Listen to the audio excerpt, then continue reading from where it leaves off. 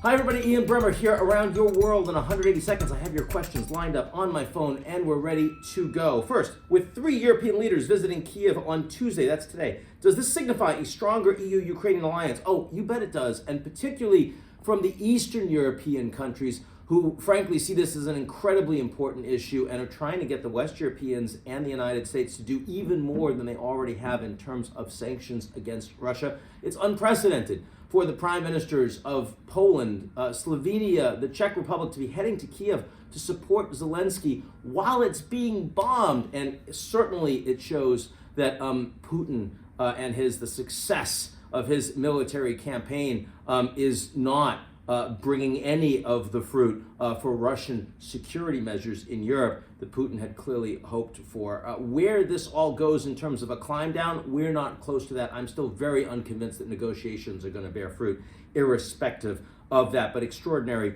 statement from the East Europeans today. Are Western sanctions against Russia working? Well, they're working in two ways. They're working first to show a unified NATO response to President Putin's invasion of an independent Ukraine.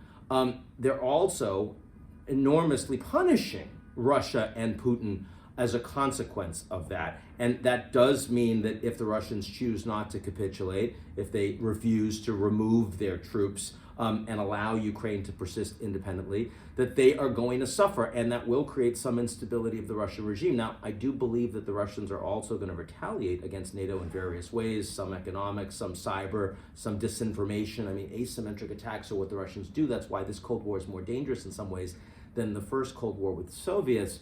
But the fact remains that irrespective of the level of economic sanctions, Putin is still, as of right now, 3 weeks in, bombing the Ukrainians. We have over 3 million Ukrainian refugees in Europe as a consequence. In that regard, you can't say they're working. Finally, with cases surging, got to talk about COVID. Is China's zero COVID policy a complete failure? No, it's not a complete failure. It succeeded enormously for the Chinese for the first 2 years. After they admitted that they had COVID, they were able to track, to trace, to surveil, to lock down, and they were the economy that got fastest back up to speed, while the rest of the world was still locked down and dealing with all of these challenging quarantines. But now you've got a population of 1.4 billion, the vast majority of whom have never gotten COVID. And they're not going to be able to say that for long unless they have massive disruptions to the supply chain.